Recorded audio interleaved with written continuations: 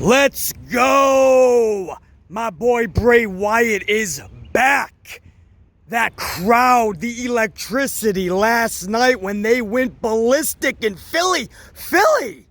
Philadelphia lost their mind when Bray Wyatt came back, and there's people questioning if he's a draw, if he's over. Much to the chagrin, to the dismay of many fans that will claim, here comes the magic. Oh no, more magic. Here comes the fans that'll say, he just doesn't do it for me, man. He's boring. He doesn't do the 840 Hurricanrana moonsault Canadian Destroyer what the fuck splash from the top rope. He doesn't do the suicide dive onto 9 other individuals in a 10-man tag, as if we haven't seen that over and over 8 billion times. No, here's Bray Wyatt, like Alvarez, right? Alvarez says, what makes everybody think Bray's gonna be special? He didn't work the first time. You remember that? That was Alvarez who said he didn't work the first time. Well, residential mayor of Clownville Alvarez couldn't be more wrong as always, because Bray Wyatt was always the top fucking dog. He was number 1 in merchandise. He was the highest rated segment of the shows. He was all the buzz on social after every appearance. His booking was top notch. If you didn't like Bray Wyatt, that's another story. That's in the eye of the beholder. That's totally fine. Likes and dislikes. Different strokes for different folks, Alvarez. But to say that it didn't work just because you didn't get what you wanted? Well, you're a fucking clown to the top-notch levels. To the most amplified of measurements. Yeah, he didn't work because you didn't like it, right? There's those fans out there. Bray, not Bray.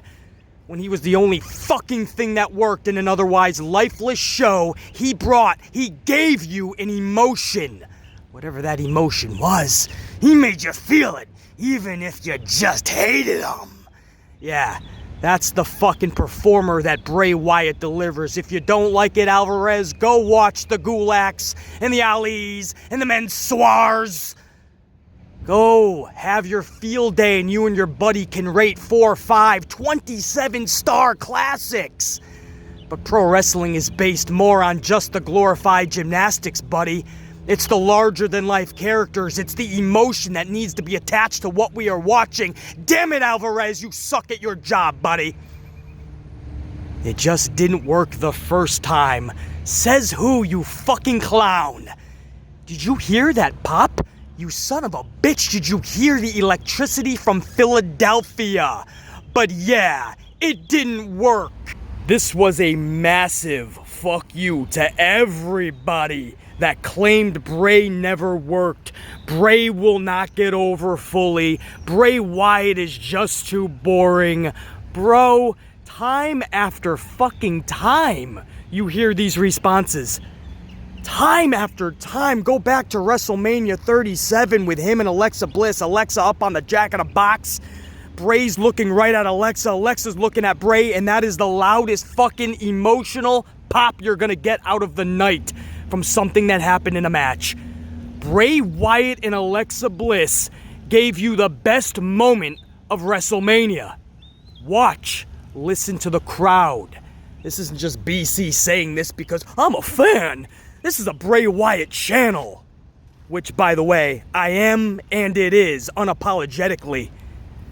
But how many times does this guy have to deliver an emotion like that? When he first came out as The Fiend at SummerSlam several years ago, that pop, that emotion.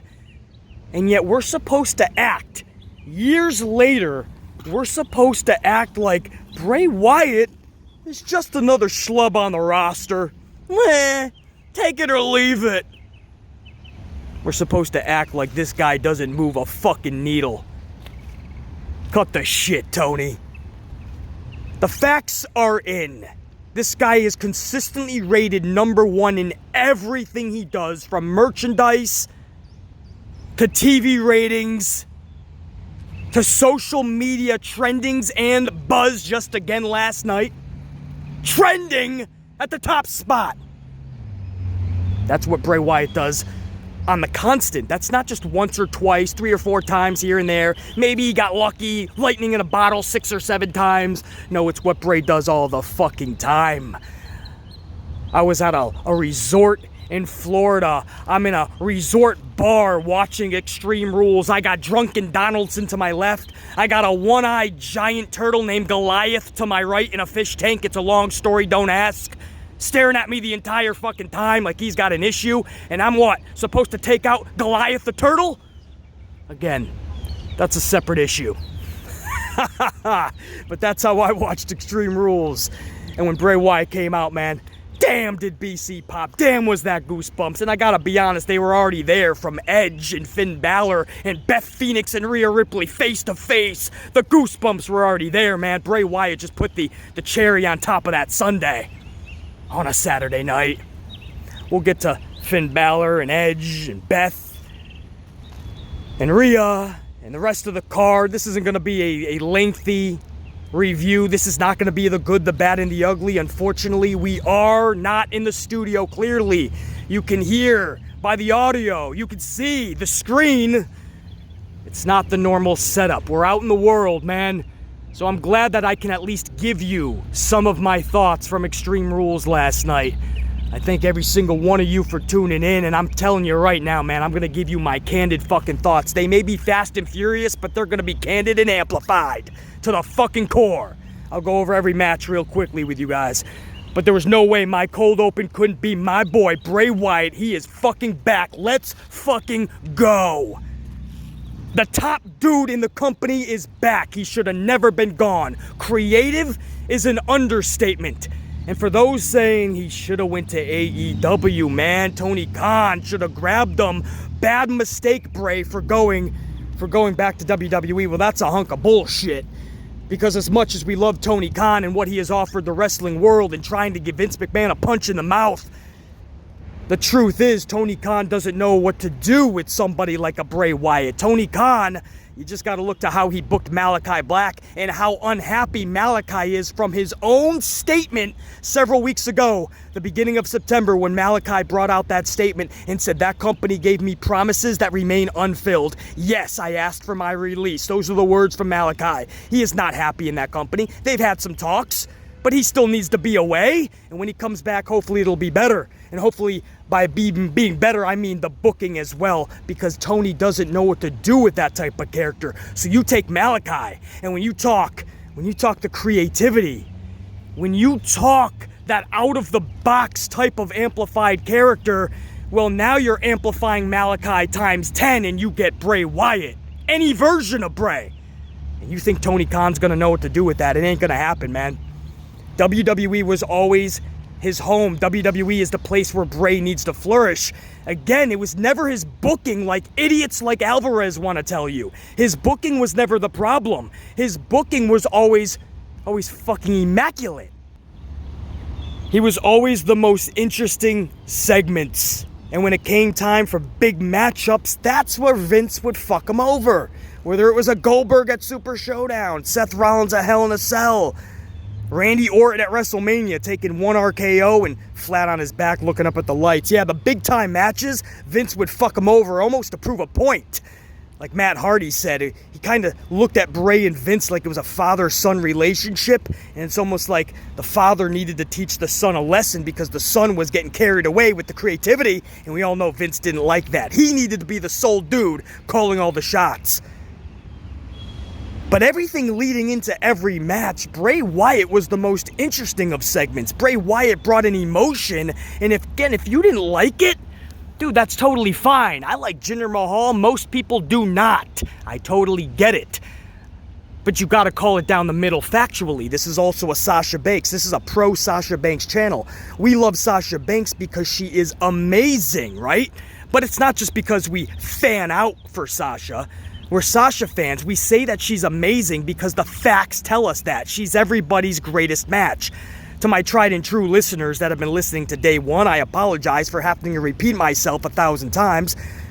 But everybody's best match was Sasha Banks, whether it's Bayley, whether it's a Charlotte Flair, whether it's a Becky Lynch, Bianca Belair, Io Shirai, and the list goes on. Sasha Banks was all of their best match, right? That's not opinion, those are facts, right? Because the wrestlers themselves will tell you Sasha was their best match. Most of them have already done that 2-3 times over, like the Baileys and the Charlies and the Beckys.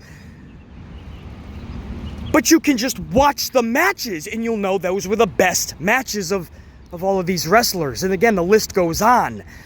You may not like Sasha Banks, that's in the eye of the beholder, that's your prerogative. That doesn't make them not good. It means you don't like them. Same thing with Bray Wyatt. You may not like Bray Wyatt, that's fine. But to act like he's not one special entity in pro wrestling, to act like he's not number one in all the metrics, you're a fucking fool. And those are lies. And congratulations, today you learned a valuable lesson. Pro wrestling is way more than just glorified gymnasts putting on choreographed, rehearsed moves.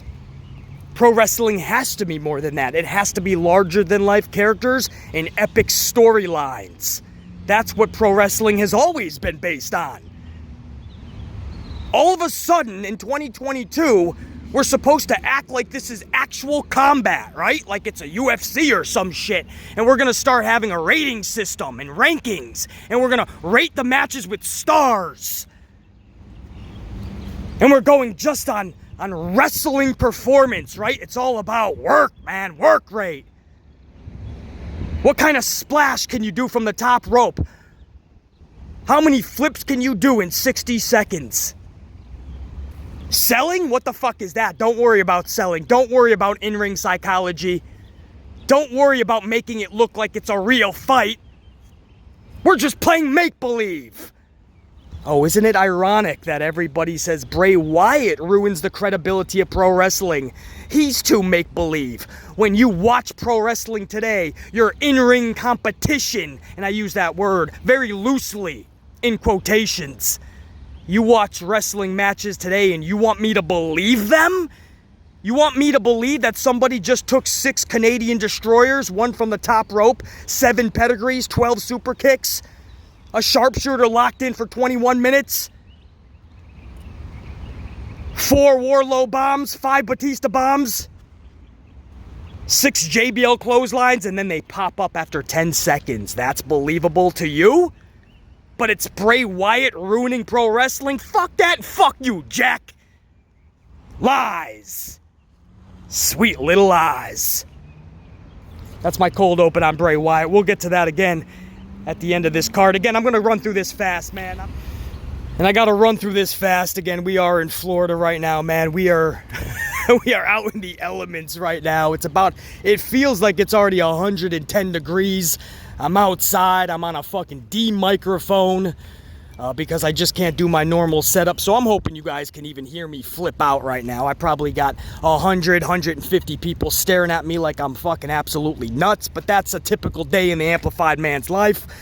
So I want to run through this card. This is not going to be a full throttle review, guys. The good, the bad, and the ugly like we usually do. I just want to give you my thoughts on every match because we are down in Florida.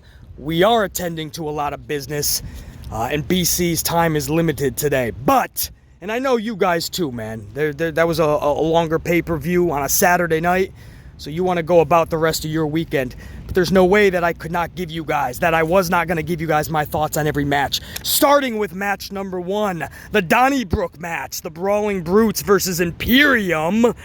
This was over 20 minutes of a war that seemed like an entire weekend. I mean, this thing is a marathon. It seemed like it just would not end.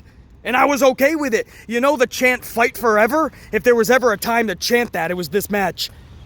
And go figure. It's what BC calls a schmaz match.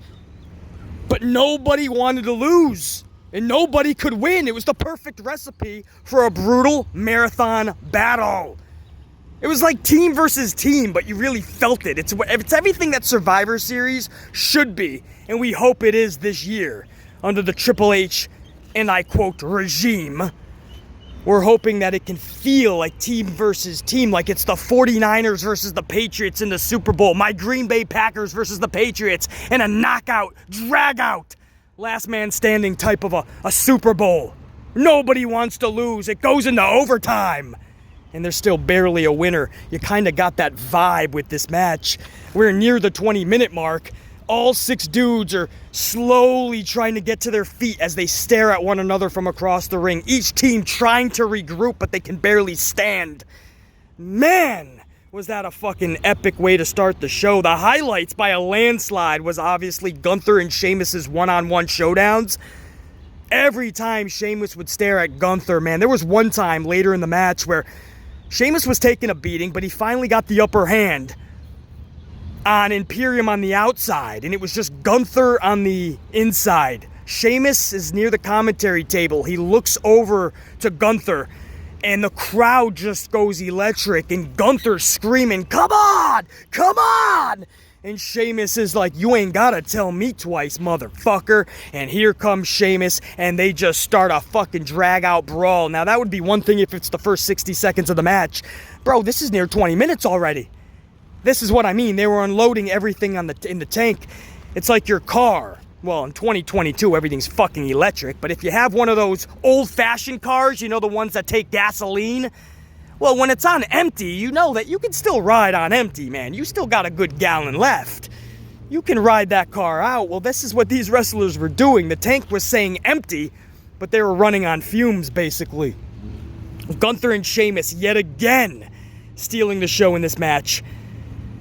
Where do we go to, man? Once Sheamus sent Gunther in that crucifix, basically, I always call it the razor's edge for the old school fans out there, and he sent Gunther right through the commentary table, and then that set up Vinci to be the easy prey for a bro kick, and Sheamus gets the pin over Vinci. 1, 2, 3, Sheamus and the Brawling Brutes with P.D. Dunne, Butch, and Ridge Holland. They pick up a big W, and I mean big because this is big for Butch as well, who I hope does one day become P.D. Dunne again. Because I just do, every time I think Butch, I think Luke and Bush of the Bushwhackers. Again, that's for the OG fans out there. And I can't think of this guy in the Bushwhackers and take him seriously. And I love the Bushwhackers, but anyway, moving on. They got to rename him to P.D. Dunne. LA Knight got his name back. Everybody's getting their names back. I think he should be at the top of the list as well. I'm even okay with Gunther now, guys. I know that's an unpopular statement, right? You want Walter back. But give me P.D. Dunne, and then I'll go back to Gunther Walter. That doesn't even bother me anymore. This is big for Butchie. This is good for Holland, who needed something big, man. Ever since, inadvertently, accidentally, whatever you want to call it, broke Big E's neck. Just seems like the mojo of this guy has been off. And as far as Sheamus, this dude's star power continues to rise as a face. I mean, that crowd was in the palm of his hand for a lot of that match. I'll tell you this, if there was a good, the bad, and the ugly being put out today, this would absolutely go into the good. But this is not an official good, the bad, and the ugly. Again, sorry about the elements, guys. It's about 110 degrees. Every once in a while, there's a little bit of breeze that comes in. And I know on this microphone, you're probably picking that up. We are outside in the elements. We are far from any studio. And this is not the A equipment. So I'm just hoping you guys can hear me, man, and hear my thoughts on Extreme Rules. This is the most wild review you're going to hear, man, in the community. This is, it's an uncensored, uncut, unfiltered review, man. This is not polished by any means. I'm just going on pure fucking thoughts.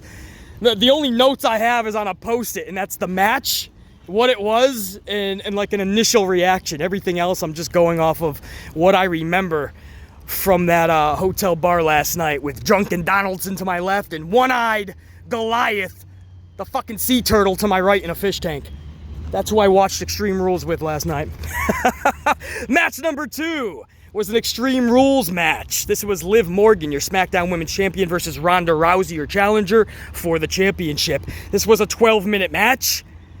Morgan gave it everything she possibly could have, and in the end, Rousey was just too damn much for Morgan, which is beyond realistic, guys.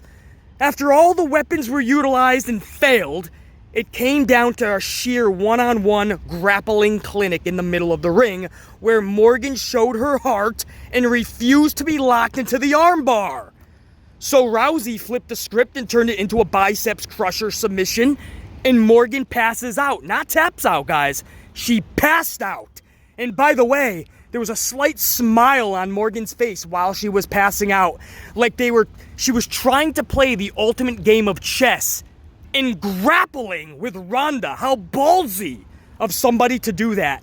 But Morgan tried to play a game of chess and grappling with Ronda, and it's almost like she knew she was going out. A, she's not gonna tap out because she's going out like a fucking fighting champion. And B, it was one of those signs of respect, like, you got me, motherfucker. You fucking got me. And she just gives this slight little smirk, this little smile, before she passes the fuck out. Man, goosebumps just talking about it. It was done brilliantly. It was more than believable to have Ronda walk out with the title. And from this point on, Ronda should just be booked as a fucking beast. The same Ronda Rousey that captivated all of us many years ago before she even signed with World Wrestling Entertainment. Where is that Ronda? Where's the Shayna Baszler that we should have been getting for years? Hopefully, this is the start of that. Morgan smiling, and then Rousey talking shit because it's Philly, and you hear the boos. I mean, you were going to hear the boos if Morgan won. You were going to hear the boos if Rousey won. Everybody is so damn fickle these days. They turn their backs on Liv Morgan faster than these years tick away in recent fucking time with this whole Pandem-19. You wonder where the fuck 2020 went. Where the hell did 2021 go? 2022 is almost over. Well, just as fucking quick. Just as quick as the attention spans of fans. Just as quick as how fickle we can be. We're cheering Liv Morgan's highest night just several months ago, and then 1 month later we're booing the fuck out of her, saying she doesn't have what it takes to be a champ, she's boring, get her out of the ring. What the fuck are we talking about, guys? Liv Morgan has been doing her best work of her career this year, the end of last year into this year. She more than deserved the Money in the Bank briefcase and the cash-in and the title. And yes, of course we all wish her title reign was better, but to act like Liv Morgan is not really good this year? Man, again, I just don't understand how people are viewing pro wrestling in 2022, but it's nowhere near how BC will ever view pro wrestling. Liv Morgan has been crushing it. This match crushed it to BC. Morgan is not buried, guys. Relax. If anybody's burying Morgan, it's fans that completely turn their backs on her. As for Ronda, you can only hope this is the beginning of the Ronda Rousey we fucking need. She was smirking, flipping off fans, talking shit to the fans on the way out. This is the Ronda I have been waiting for. Again, it's way more than a believable finish. I loved it. Morgan with that smile, like I tried to play grappling chess with you. I tried to go one-on-one, submission-wise with you, and you got me, man. I made that one mistake, and she gives that smile. How do you guys not fucking love that? I don't know. Different strokes for different folks. A lot of people complaining about that match. Hey, in the eye of the beholder, you have every right to your own likes and what you don't like. But damn, if you came here for BC's thoughts, I fucking thought they crushed it. All the weapons that were utilized beforehand because it was an Extreme Rules match, that BC doesn't give a fuck about that. How are you going to tell the story at the end? But BC, man, Liv's title reign was trash. I know, that's everybody's title reign, guys. In recent memory, you can go back the last 10 fucking years and we could talk about everybody that had a horrible title reign. Roman's had the title for over 2 fucking years, and people are talking about what a boring reign it is already. People are just being fed. There's nobody left. Everybody's going to complain about title reigns. Most of it is justified. The company did not put any thought, care, or incentive behind the title reigns. So yeah, I agree. From Finn Balor to Shinsuke Nakamura to Asuka to Liv Morgan, of course they could have and should have been better. But on this night, and that match, and that finish, man, BC loved it. Moving on, match 3. This was a strap match. Drew McIntyre versus Karrion Kross. Match was exactly 15 minutes in length, and it was a physical back-and-forth seesaw style of a match with a simplistic yet beautifully effective finish. McIntyre about to end Kross with a Claymore party, but Scarlett stops him in his tracks with pepper spray to the eyeballs. Pepper spray right to this dude's dome piece. Before Drew can even comprehend what has happened, he's immediately hit with a Kross hammer finisher, and Kross picks up the massive win, and I do mean massive, guys. How far has Kross come? Just a few months ago, this guy is fired. Last year, fired. A few months ago, still in the unemployment line, trying to pick up indie gigs along the way because he held out hope that he could probably make it back to WWE, especially when Triple H, and I quote, took over.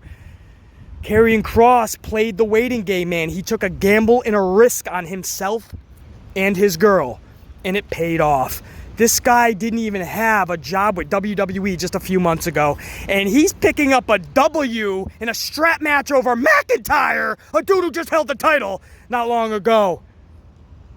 Yeah, massive W. Everyone is saved here, guys. Kross needed that victory so badly. The way that McIntyre lost, I'm not happy with McIntyre losing as often as he has been, but the way that this loss occurred, everybody is saved here in Philadelphia. No reason to sound the panic alarm. No reason for everybody to get into a frenzy for that type of a finish. Same thing with Morgan and Rousey applies here. That was fucking gold. Scarlett absolutely should get involved. It's the heel tandem, and that is a super face in Drew. This is the only outcome that could have happened. I just love to see when WWE gets it right. And for 10 years, they just haven't done that. Is it time to maybe all praise what Triple H has done last night? That's in the eye of the beholder. But I mean, the way that this card was presented and the matches were given so much time to breathe and tell stories within them. Man, I got to appreciate that. And that starts from the top, which, man, last night, it didn't seem like a lot of Vincent Kennedy McMahon. And that's the first time I can say that, because every fucking show since Triple H has taken over, I told you guys, man, I'm seeing so much Vince, I'm seeing so much Vince, I'm seeing so much Vince. And there were still some Vince-isms last night. I care not to talk about that right now. My time is limited here, and there was so much good last night that I really want to focus on that, especially with my boy coming back. This isn't a time to throw a fucking pity party for the few Vince McMahon-isms that I saw last night. So, Kross, McIntyre crushed it out of the park. Match number 4 was a ladder match. Bianca Belair versus Bayley. This is for the Raw Women's Championship held by Bianca, so that makes Bayley the challenger. Roughly 16 minutes in length. Love to see the women getting over 15, even though this was just by about maybe 70 seconds. They still went to that 16-minute mark, and it's a good sight to see.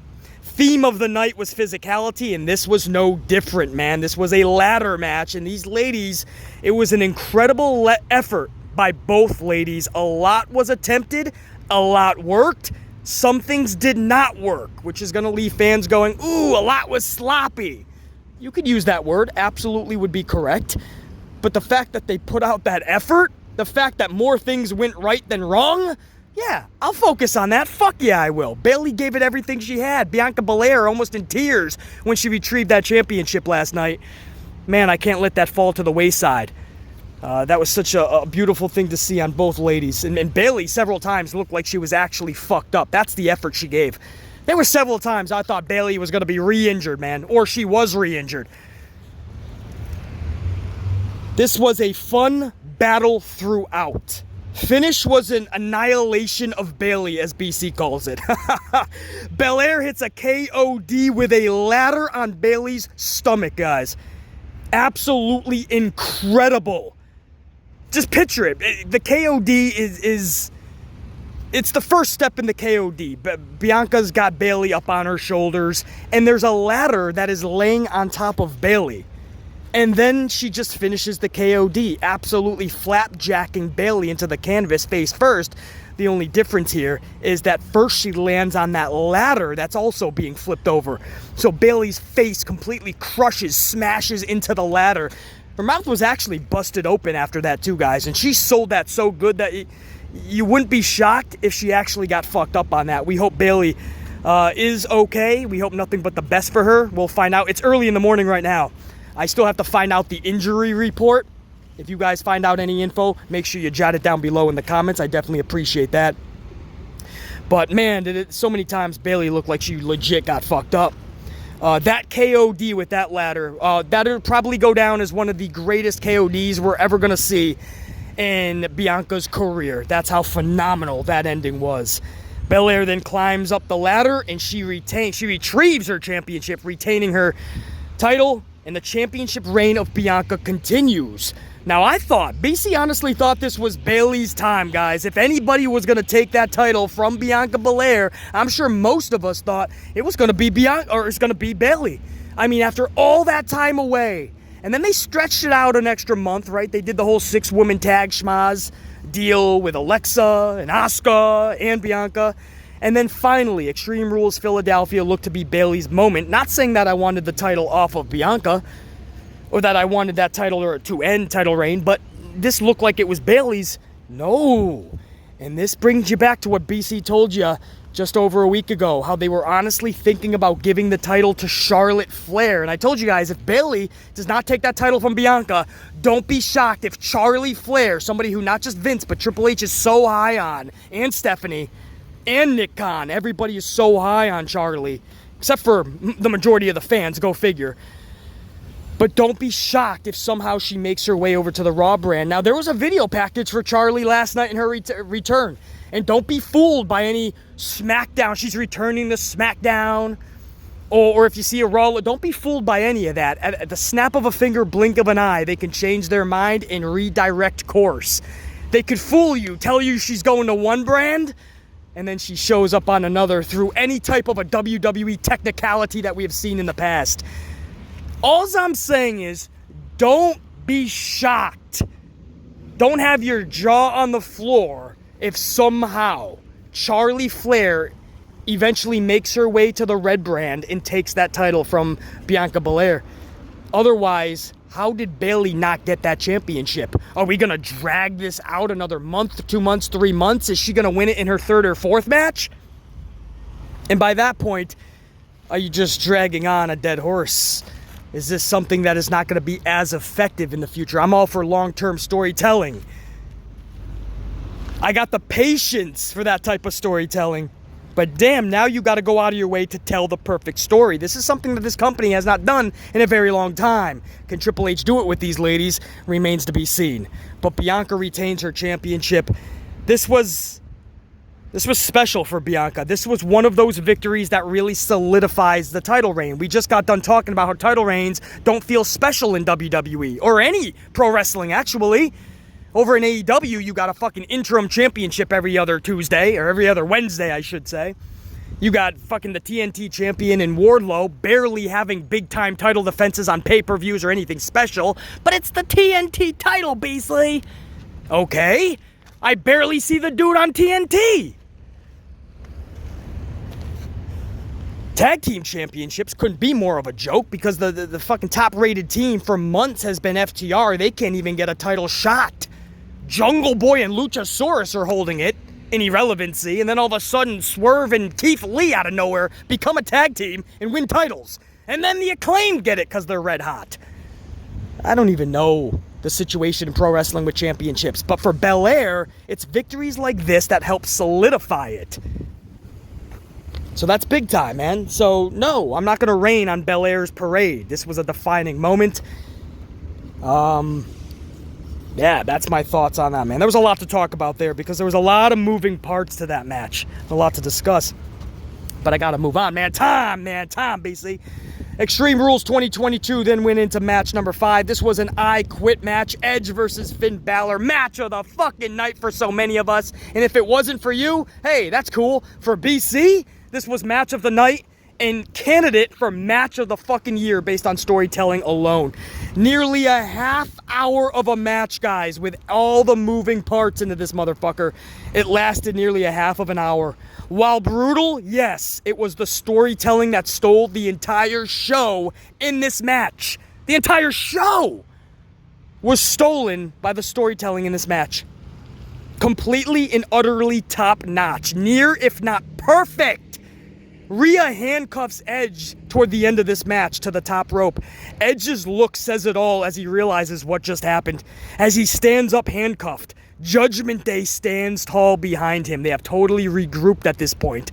And the camera is showing Edge's face like, damn, she got me. And behind him, you just see Judgment Day standing tall. And Edge's look, before he even turns around, he knows they're all standing behind him. And Edge is like, oh, fuck, here we go. I am done. Career over. They're gonna fucking destroy my shit. And that's exactly what they started to do, man. Edge gave it he turned around, he tried to give it his all, but Judgment Day annihilated this motherfucker.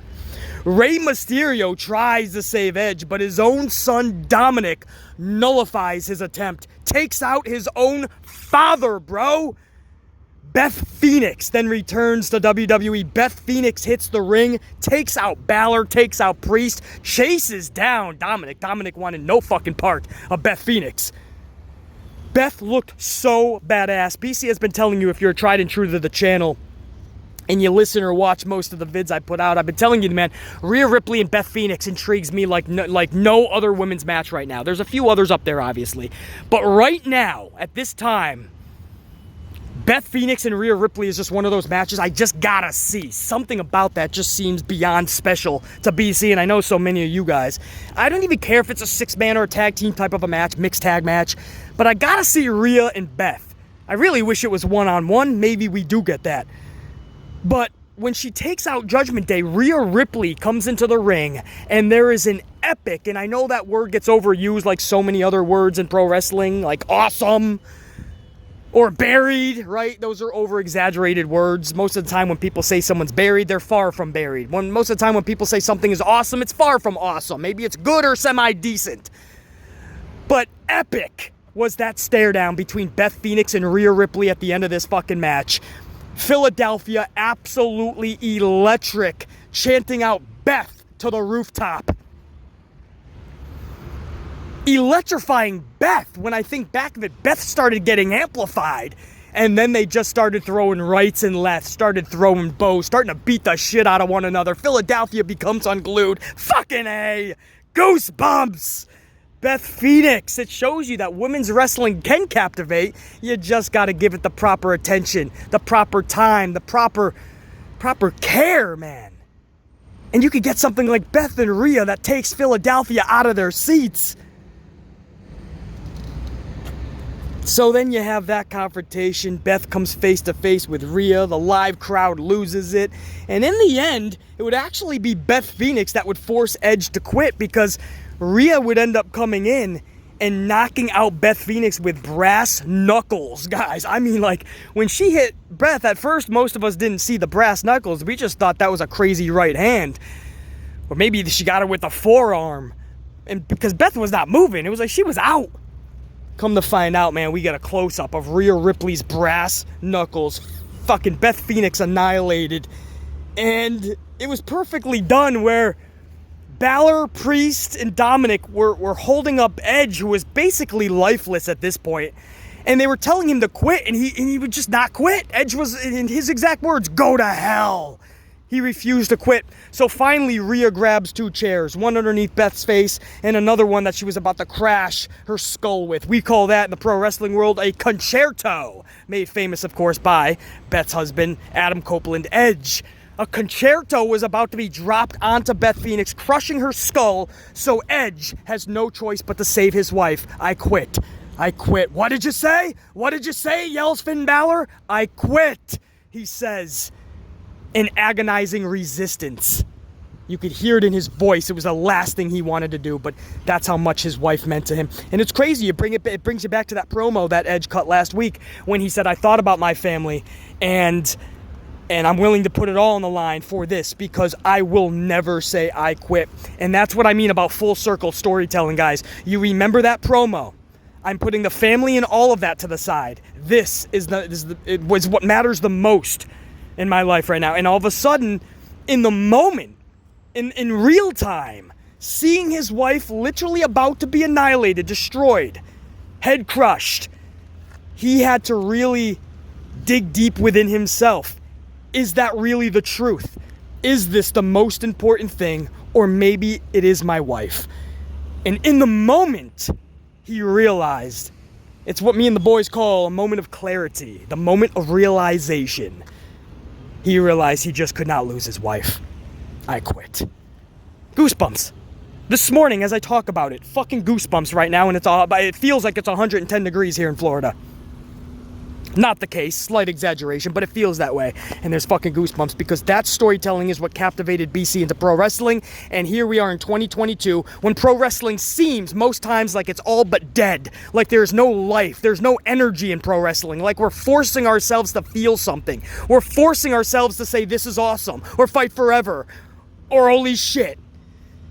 No, this is one of those moments in matches where if it went on forever, I would be absolutely entertained and captivated. If the night when that one match went to 3 a.m., I'd probably be invested at the edge of my fucking seat next to Drunken Donaldson and One-Eyed Goliath, the giant sea turtle. I'd be fucking ecstatic. Ecstatic. Beth Phoenix forces Edge. The way that it happened, man, it's one of those things where if you didn't see the event, normally I don't say, oh, you gotta go back and watch it, but please do yourself a favor if you ever have a half of an hour. If you're not watching a BC Amplified video, or in this case, listening to a BC Amplified video, because we are on location, we are out in the world, cutting this review. We got the elements, we got a fucking highway to my west, the wind's coming in from the east, 150 people staring at me from the north. I don't know what the fuck's happening in the south, man. Is that Goliath, the sea turtle, coming out? What the fuck is... That could be Goliath, slowly making his way down the fucking parking lot. Anyway, we're out in the fucking elements. And if you ever have a half an hour and you're not listening to a BC vid or watching a BC vid, do yourself a favor and watch that match, because that match, it will remind you what got you into professional wrestling. I assure you. I can't say enough. I can't give enough praise on that. This would be a 2-hour fucking review. Moving on, you would go to the main event. Now, this one was Seth Rollins and Matt Riddle. This was a fight pit match. Daniel Cormier was the special enforcer referee, which should have been Ken Shamrock. I think most of us know that by now, especially given the response that Daniel Cormier has gotten. Listen, Daniel is a good dude. He's a good fighter, too, by the way. That's another story, but he's a really good dude. And there's no way that he doesn't deserve a good spot in WWE for a night. You know, like, hey, let's do a special little hello to the fans, because Daniel Cormier has always wanted to be a part of WWE. So you give him a night, a couple of shows maybe. Okay, pat on the back, let him go on his way, give him a little paycheck. But no way should Daniel Cormier be getting a storyline in WWE. He just doesn't have the personality or the charisma for it, guys. There's no other way to say that. Sorry, not sorry. There's just celebrities and there's people in other sports that come into WWE and they just don't have the personality or the charisma. I might be the harshest critic to come out and say that, but somebody has to say that. And Jimmy Smith was absolutely correct. One of the last things that commentator from Monday Night Raw, Jimmy Smith, who is no longer there, by the way, he has exited World Wrestling Entertainment. They have come to terms on his release. He's gone. And in his place will be Kevin Patrick, I believe. But that's another story. When things are a little bit normal, BC can talk about the Monday Night Raw crew, because I don't even know if I can get in a Raw review tonight, to be honest, or even tomorrow. But at some point, we have to talk about all the commentary changes. But Jimmy Smith, one of the last things he said, and I honestly thought he got fired because of it when I first heard the news that he was no longer Raw commentator. He said that if you listen to the reaction of Daniel Cormier, he said, just listen. He goes, there was nothing. And he said, Daniel was pretty much done. This is exactly what BC said in his review for Raw last week. He said Daniel was pretty much done the second he had to introduce himself. The second he had to introduce himself, he was pretty much done. And then you heard the crowd not give a fuck, or most of them didn't know who he really was. Or I'll go back to option A. They just didn't care. But Jimmy Smith, who was the Raw commentator at the time, he wasn't released. The contract he wasn't gone from Raw at that point. He came right out. He was honest in the podcast, and he said, yeah, that was horrible. And this guy is a guy, he was at the desk, guys. He heard the response front and center. Nobody would know more than him. He had the best seat in the house. He heard the groans from the crowd, or the lack of giving a fuck. He heard the promo that Daniel cut, and he knew this was just bad. I can't believe I'm saying this because it's at a time where he is no longer with the company, and I just happen to now finally agree with something Jimmy Smith said. But I agree with Jimmy Smith. Daniel Cormier, there was just no connection, and nobody ever really gave a fuck. If you put somebody like Ken Shamrock in there, I know Daniel's more Triple H's boy, and Ken Shamrock and Triple H has had some friction, but if you add Ken Shamrock to that match, wow, did it just become 99.99% like a Clorox wipe more interesting, more valid, and people would give a fuck. Anyway, that's my spiel on Daniel Cormier. He was a non-factor in this fucking match. So you say no harm, no foul, BC. But there is harm, there is foul. There was no use for him, guys. I don't know what more eyeballs came to WWE because of Daniel Cormier. So you might as well just make people give a fuck and put somebody like Shamrock in there. That's another fucking irritation of BC's. I'll save that for another day, and maybe I'll fucking scream about it some more. But the match itself, Edge versus Balor. Rollins versus Matt Riddle. Fight pit match. 16-minute match, so it was the same as the ladies for the Raw brand. Bayley and Bianca Belair, 16 minutes in length. Not a very long main event.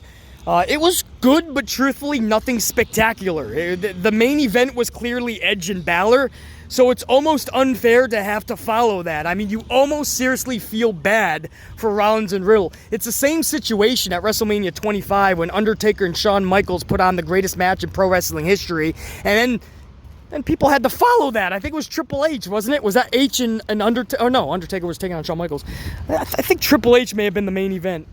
Man, I forget who the main event was, but whoever had to follow Michaels and Undertaker at WrestleMania 25, there's no way you could. And I'm sure you guys could give a bunch of examples, too, of a match that just stole the fucking year, and there's no way the main event could even come close afterwards. So I felt bad for Rollins and Riddle here, man, because you just couldn't top Edge and Balor from the match previous. It's almost unfair to have to follow that. A wild floating bro from Riddle onto Rollins from the top of the first platform of the cage. Almost snapped Riddle's tailbone in half. No joke. So if you guys think about the fight pit, you have the first level of the cage, which is basically like the size of a normal cage, height-wise, or around it anyway, if not exactly. And then there's another level there's a platform and then like another cage. Well, Riddle was up on the first platform, and he just delivers an insane flow. I mean, when he was up there, I was like, there's no way he's going to do something, man. That's barefoot and shit. He's going to snap an ankle. But he delivered a fucking floating bro, and I honestly believe he fucked his tailbone up. I mean, it was really good selling, but I think it's because some of that was absolutely real. Like, he fucked his tailbone up, bro. But he was selling it like he snapped that tailbone in half. It proved to be a positive risk. And with the positive risk will come reward. And Rollins was able to tap out, or Riddle was able to tap out Rollins literally about 2 minutes afterwards. So that was the devastating blow to Rollins, and he ended up tapping out, man. It was fast. It was a quick little tap out, but I saw it on the screen. The world saw it, but more importantly, the referee saw it. It was enough of a tap out to end that match, and Riddle wins. It was almost like an audible was called. It was a very weird finish, I felt. Not what I expected at all. It's almost like Riddle maybe did get hurt and they called an audible because he was supposed to win. Maybe we'll just lock in a submission. I'm not saying that's the case, but it seemed that way because it was absolutely like an awkward type of a finish where it just seemed to come out of the blue, and it was very anticlimactic. That's that, man. I'm not going to harp on it too much. I mean, there were some things done in that match that, hey, you know what? If you think you can do better, get in there, right? It's one of those type of things, so I'm not going to trash it too much. It's a high-risk type of a match. I was expecting a little bit more, though, and I was left unfulfilled with the finish. I'll just leave it at that. The real big story here, one of the biggest stories of the fucking year will end up being this, was when the lights went out. The lights go out. All the fireflies are seen now in the arena. Philadelphia is lit up like a fucking Christmas tree. And all of a sudden we start hearing, he's got the whole world in his hands. He's got the whole world in his hands. Right there, it's Bray Wyatt, man. You absolutely know that at that point. There's no more. I mean, all the QR code teases, all the little fucking nooks and crannies that were teasing us. Nope, now you know that this is Bray Wyatt, man. And that song is singing, and all of a sudden, the Wyatt Six appear, or what we assume we would think is the Wyatt Six. You had Huskus the pig. You had Mercy the buzzer. You had fucking the Abby the witch. I'm trying to think of all the characters, man. The rabbit is out. How many times did we see that poor rabbit get turned into carrot juice, guys? How many times did Bray Wyatt absolutely smash that poor rabbit, rambling rabbit? But there he is in human rabbit form. Well, he came to life is my point. The Wyatt Six, they all came to life. You even had the Fiend. There was somebody in the role of the Fiend. And then we went to a video package, and there was this door up on the stage, this freaky door, man. Perfect for Halloween season. The door flies open, this blue mystic light is shining, man, and all this smoke is coming out of the door with this light just shining through the smoke, through this door. And all of a sudden, we see a lantern. And behind this lantern is this dude with this freaky fucking new mask that we have never seen before. And he slowly walks out the door. And Philadelphia, I want you to remember that, because Philly is a harsh crowd, man. You remember even The Rock got booed out of the arena when he tried to save Roman Reigns several years ago at the Royal Rumble. Not even The Rock could save Roman from Philadelphia. And the entire fucking arena lit the fuck up with one of the loudest holy shit, holy shit, holy shit chants BC has ever heard. And I hate the wrestling chants that are used over and over in spots and positions that they should not be used, because you're wearing the chants out, man. You're making it irrelevant. So when a match comes around that's actually awesome, it doesn't mean anything anymore. Because we yell, "This is awesome," for any fucking 3 minutes that has high-flying action and everybody's a ping pong ball. But that, man, that holy shit, I could not believe how fucking loud that was. And if you guys go back and watch the segment when Bray came back, listen to the holy shit chant, and you'll watch Bray's eyes in the mask. When he hears how loud it is, even he, I'm not saying he lost focus, but he had to turn his focus to the crowd. Watch his eyes, guys, when the crowd chanted so loudly. His eyes switch over to the crowd because he was like, fuck. I mean, he knew that was electric. And Bray's been in front of so many crowds, large and small. I mean, when his eyes shifted to the crowd, that was a cool moment for BC. That was like, he hears that shit loud. And then his focus turns back to where it's supposed to be, which is straight. And he takes the mask off. And he says into the camera, "I'm here." And he blows out the lantern. We fade to black and we go to the Wyatt 6 logo, or that new logo from Wyatt. And that ends Extreme Rules. Goosebumps just talking about this with you guys right now, man. There is nothing fucking like that in recent memory. And once again, the only times I can think that gives me that type of emotion, that type of freaky, just out of the box, out of the normal, edge of your seat insanity type of viewing. But you just cannot look away. It is so awesome. Literally, this is awesome. Used correctly. That's Bray Wyatt. He does it time and time again for BC. That's why I say this is a pro Bray Wyatt channel. Because this guy just captivates somebody like BC. Bray Wyatt is one of the prime people I would put up on the pedestal if anybody says, what got you into pro wrestling? Even though Bray wasn't around back then. But I would point to characters like that. The out-of-the-box, zany type of characters. Whether it's the Ultimate Warriors, who by the way, talent-wise, couldn't really wrestle a lick, many would tell you. But he was still one of my favorites for every other box that he checked off. Macho Man Randy Savage, he actually had the talent, but he was so far out of the box it wasn't even funny. But it was awesome. You know, those are characters we grew up with back in the day. The Roddy Pipers, the Flairs, just wild, man. Wild characters. They were themselves with the volume turned up to 10 and it just worked. Bray is so uber creative that a lot of the shit he does you probably will not understand. If you truly don't like Bray Wyatt or his entertainment, that sucks for you, man. It really does. And hopefully you will find entertainment in the other 2 hours and 45 minutes of Monday Night Raw, or the other hour and 45 minutes of SmackDown, or the other 6 matches out of a 7-match pay-per-view card. Maybe you'll find your entertainment there. But for a long time, BC didn't have his type of entertainment, which is Bray Wyatt. So I hope you're at least happy for BC and so many others. And I mean so many others. Because again, anybody that tells you this guy isn't working or never did work, they're lying to you. I have the facts. He was #1 in all metrics. He always was over. He always connected with the majority of the base. So it's they just don't like it, so they want to act like he just doesn't work. There's a difference between facts and opinions, though. Liking and not liking somebody is an opinion.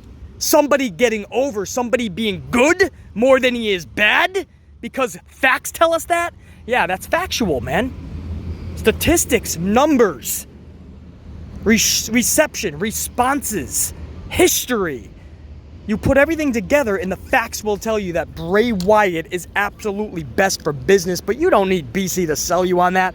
I want you once again, just like I've said so many times in the past, like WrestleMania 37 when he was staring at Alexa when Alexa was on top of that box, and you listen and you watch that crowd on their feet electric. Nobody on that WrestleMania gave you a moment like that. Nobody got the crowd that into it like Bray Wyatt and Alexa Bliss. Once again, SummerSlam, when The Fiend came back, when Bray returned at SummerSlam many years ago, listen to that fucking crowd. And he did it again last night. How many times you got to hear those pops? How many times you got to listen and feel that connection before you finally say, maybe it's just me that doesn't like Bray? Because it's obvious, this motherfucker captivates the wrestling world. My boy is back. If you don't like it, sucks for you. It really does. I hope you can be happy for BC. I get one of my pinnacles back, right? I'm waiting on Sasha Banks, and then I got my tandem back. Bray Wyatt, Sasha Banks. It's a pro Sasha channel. It's a pro Bray channel. I got my boy back. I can't wait to see the creativity that he unleashes. I can't wait to see this dude do what he does best.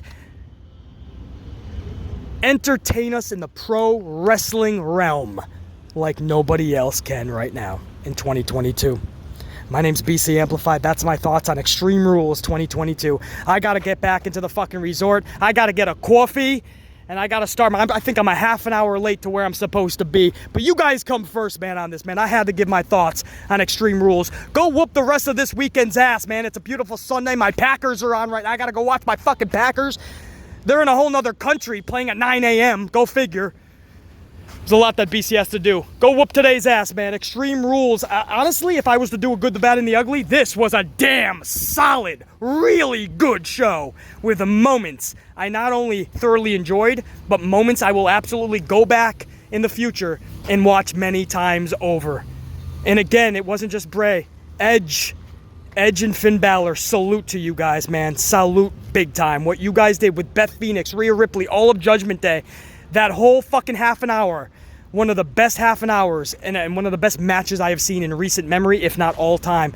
Everybody, hats off. Liv Morgan, Ronda Rousey, you're going to receive a lot of fucking hate, right? Oh, everyone's going to be fucking slamming Rousey and Morgan. Listen, I thought you gals crushed it, and don't listen to the noise. That's the best I can tell you. Sheamus and Gunther, I don't even got to go there, man. Banger after banger. And Bayley and Bianca, it left a little bit more to be desired, but I'm so happy for Bianca. And it's interesting to see where you go with Bayley from here, man. Is Damage Control completely done now? With Dakota and Io kneeled over Bayley looking defeated, that was not a good look for Damage Control. But I'm not going to shit on that, man. So much risk, and I couldn't be more proud of Bianca and Bayley. Now we just got to see what the fuck happens from here. My name's BC Amplified. Till next time, check you later. Top guy, and I'm out. Think, be, live, amplified always.